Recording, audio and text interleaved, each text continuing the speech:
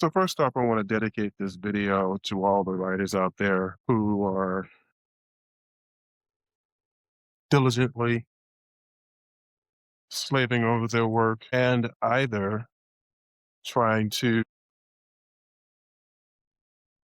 publish it independently or trying to go through the traditional process, trying to go through the traditional process of finding an agent who will then go through all of the effort of trying to sell that book or those books to an acquiring editor. I was having a discussion with a friend of mine who is one such author, and it made me realize that it's worthwhile to kind of note a bunch of things over the years. I've been self-published since 2010, I believe, maybe 2012. And when you look at my audiobooks, you'll notice that I've been publishing a lot of the same characters. I've been writing a lot of the same characters the entire time. So in a way that gives me an advantage in the sense that I know the characters really well. Their backstories are more like history for me.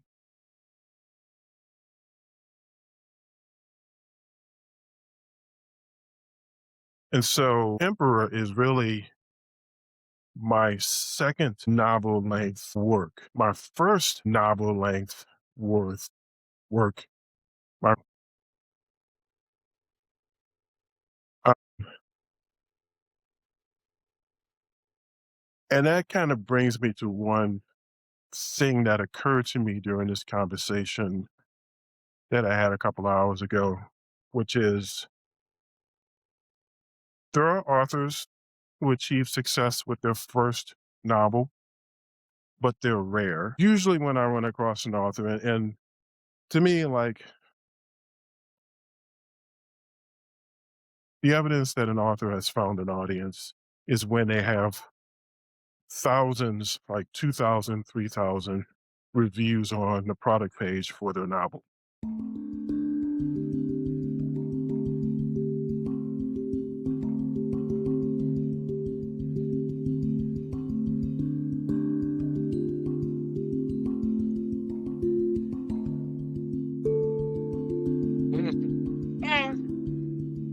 Already counted it.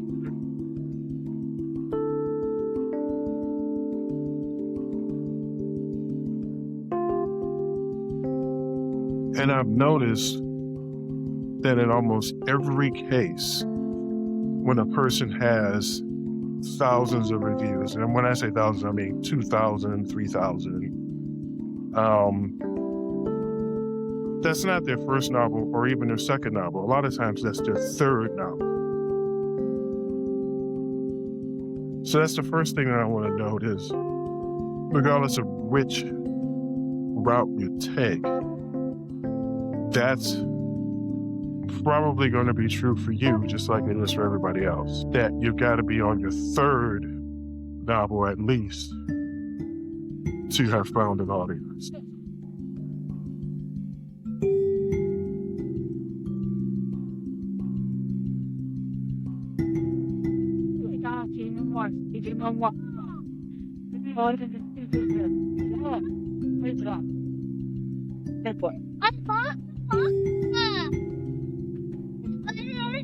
No, let's walk here. Oh.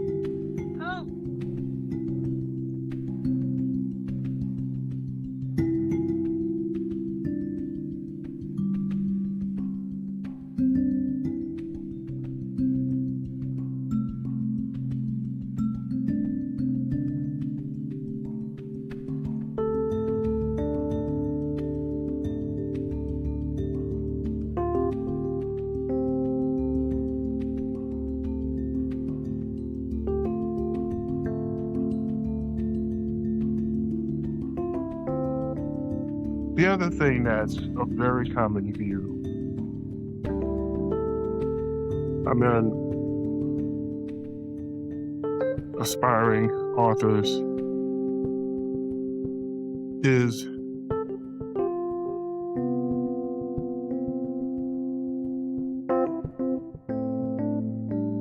the importance of getting literary reviews.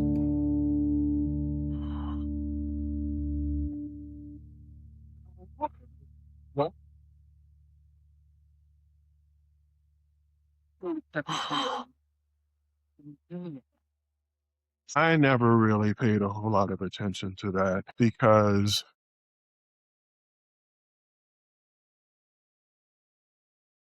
I don't really pay a lot of attention to the literary reviews. Actually, I was just kind of looking. You can notice that little path.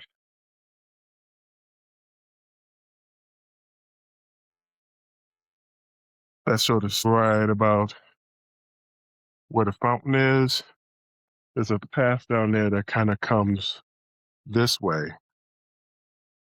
And I wasn't sure exactly how long you had to walk before it got up here.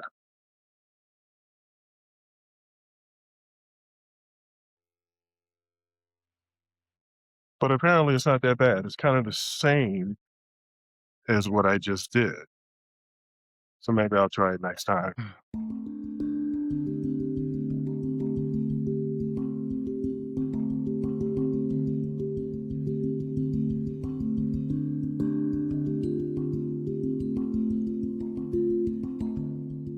So I happen to know an author. I haven't been in touch with her in a while. She went the traditional route. She finished her passion project, which she started in college, I'm pretty sure. She was able to get a literary agent with that passion project, with that book. That agent was able to sell that book, and it was published several years ago. And I don't remember that book having a lot of reviews. She was a new author, after all. Now she's on her third book, and when I went to the product page for that novel on Amazon, I noticed that it does have something like 3,000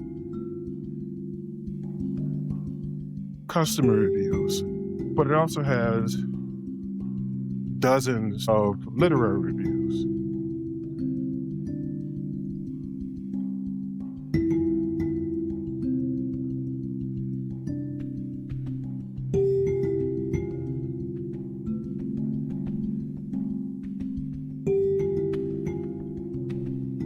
Pero quizás es-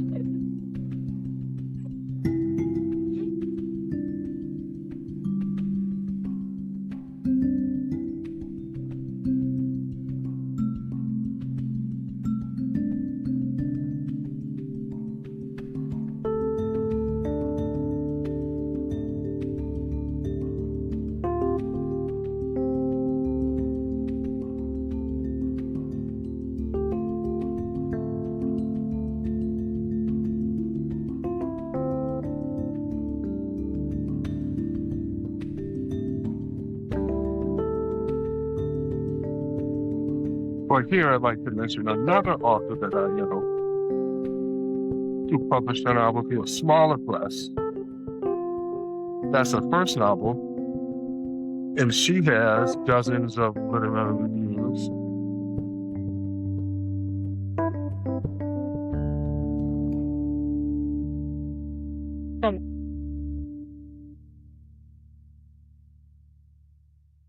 혹시나 얼마나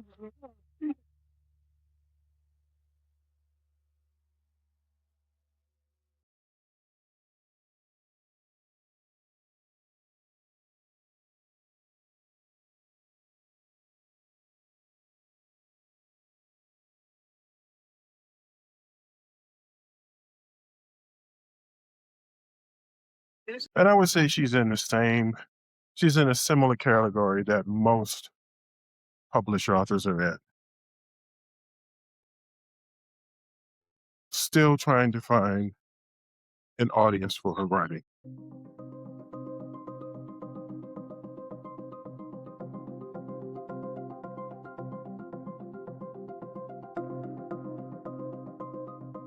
Eyeless. Wait, that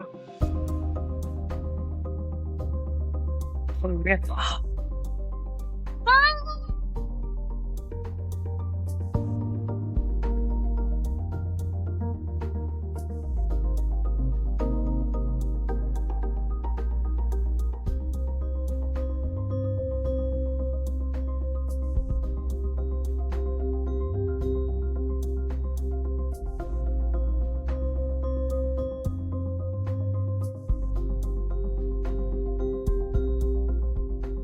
If there's a moral, I guess I would say it's this. The challenge is the same for both paths.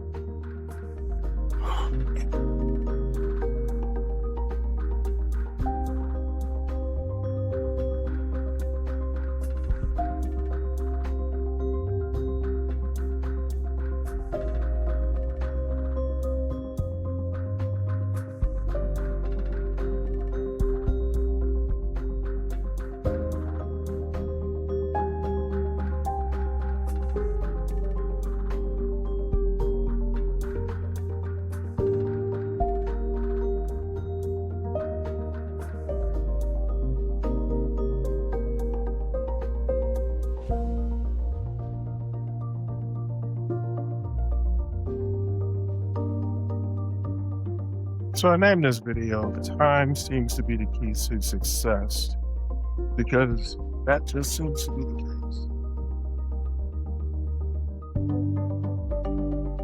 Regardless of which route you go. Again, it's not like there are no instances of people having a good idea, putting the time in, writing a novel in that 6 to 8 month period that, like, the established authors say that you should really be able to knock a novel out.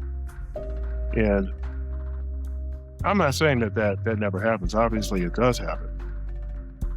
But I think that really, in terms of building an audience, it really just comes down to time.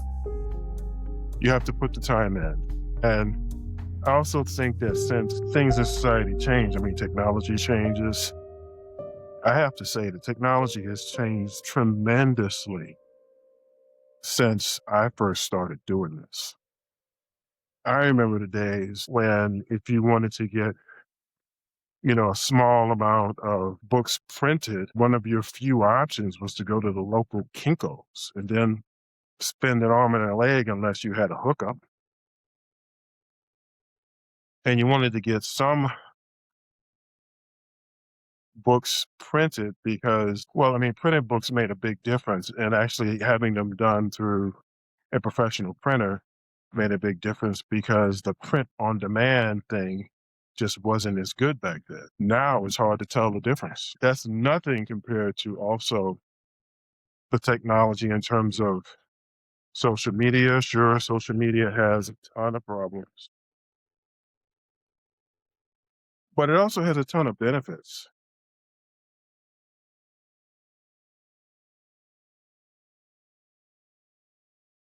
It's time consuming, but it can be really useful in terms of helping you reach people that otherwise would never find your writing. I know that's the case for me through Substack.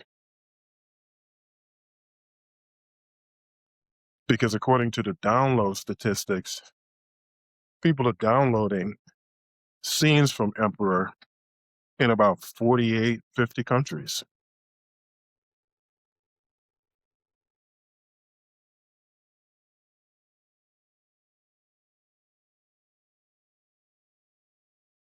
So, I mean, given the fact that so many things change,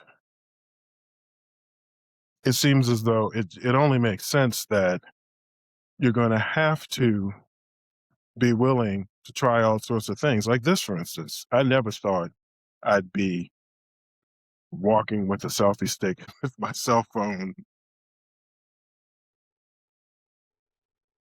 talking about, sharing my experience. But the technology makes it a very easy thing to do. And like I said in one of the videos that I made with the writer's room, a lot of times on this path, I'm talking to myself anyway.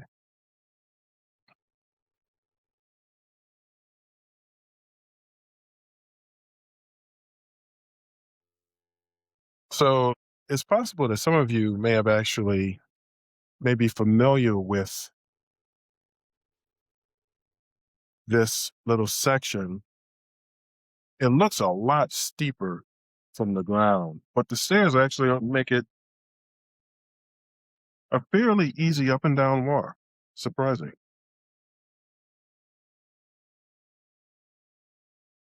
I believe in additions like this, little sections like this. I mean, if you can't build residential in an area like this, to me, it just makes sense to put an interesting little park like this here. I'll go down to the bottom and then come back up to the top so that you see exactly what I mean, how steep it looks.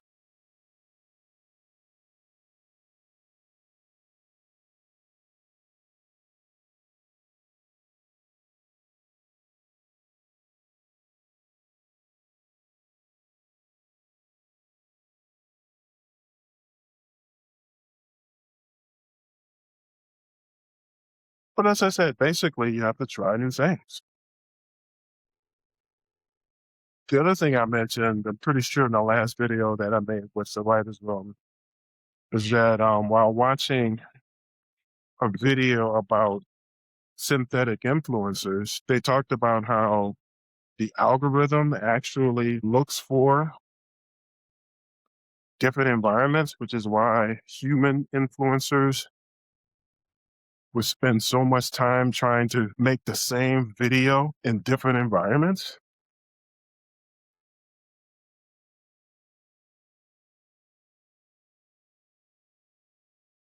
Like,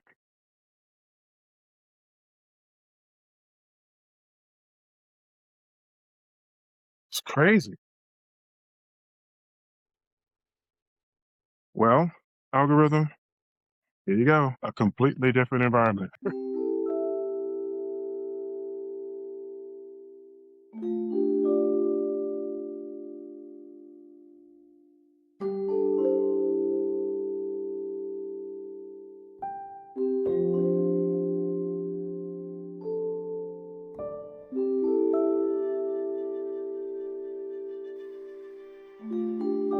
And really, sometimes I think is useful as authors to go back and remember how you discovered that book that you absolutely love.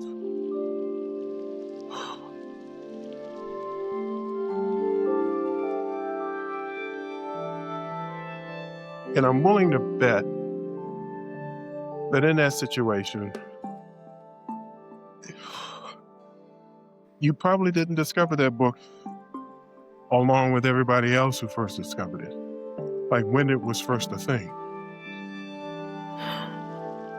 You may have been years beyond the point of that very first burst of sales, perhaps when the author is out there trying to boost pre-sales so that they can be on a #1 list.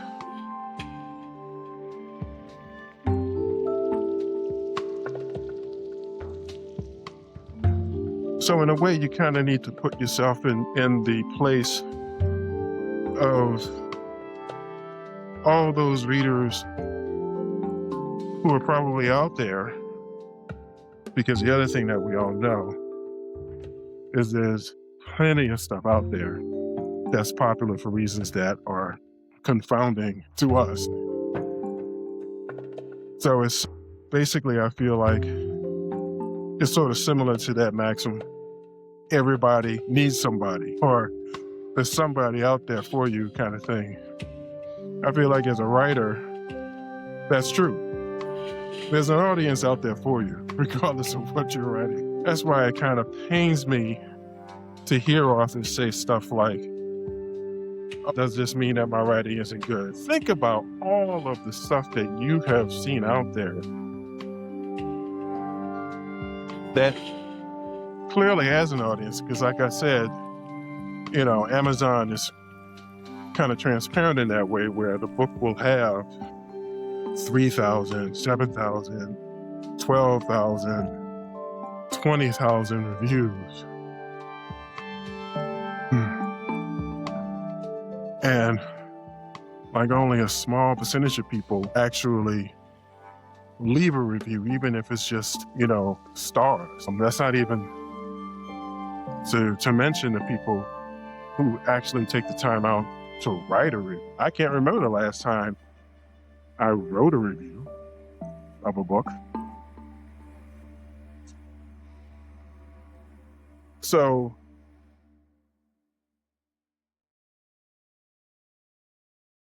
clearly you have your opinion, and then there are 3,000, 12,000, 26,000, whoever knows how many other people who disagree.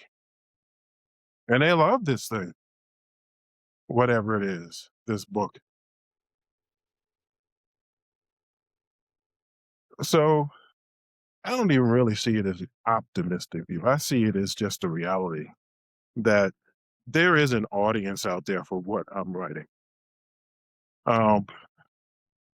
Perhaps there are people who love action and adventure with more context, or perhaps it's people who love romance with more context, or perhaps it's people who like sci-fi with more context,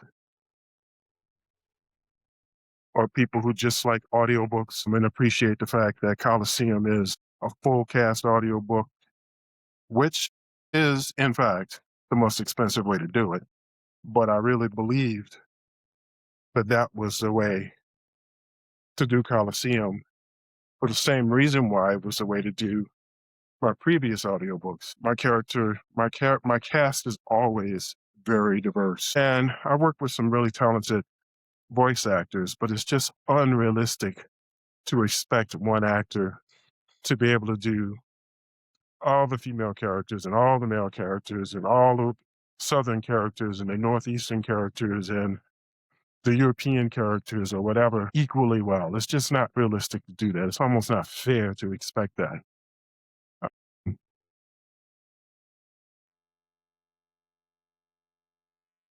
So you never really know why a person might love a book. Now, sticking with the whole audiobook thing, yes, I did see yesterday, as part of a news segment about social media and how the focus on young people might be a little bit displaced, because actually the people who have like the worst social media literacy are actually people in the Gen X and baby boomer generations. Um, I think that's borne out by our politics, at least. But one of the things that you mentioned in talking about all of the public service efforts that have been made to educate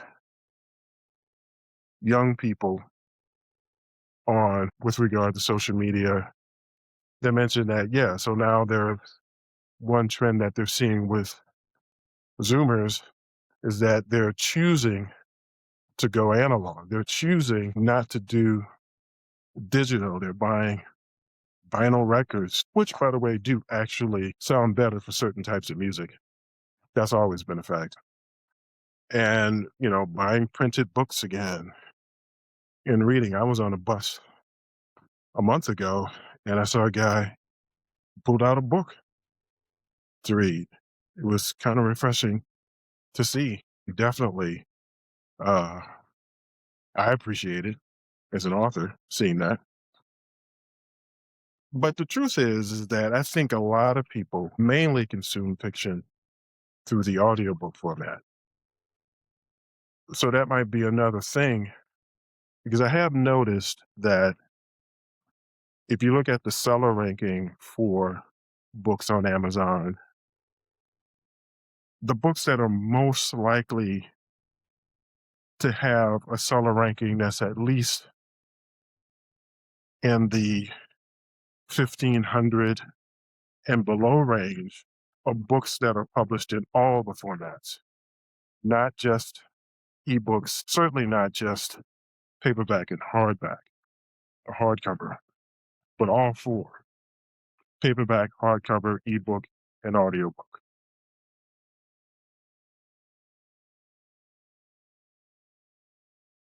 So again, that kind of goes back to what I was saying about just trying a lot of things and recognizing that whatever you do, more than likely is going to take time.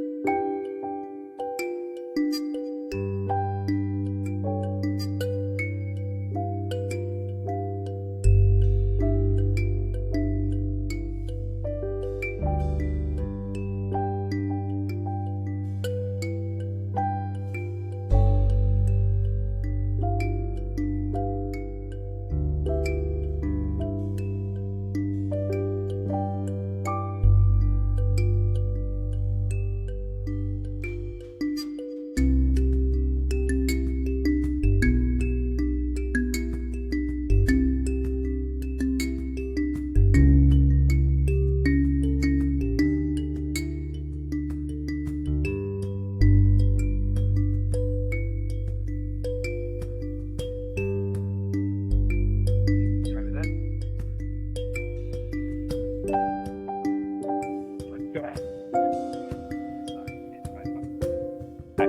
Thank you. I got the door, right, bro?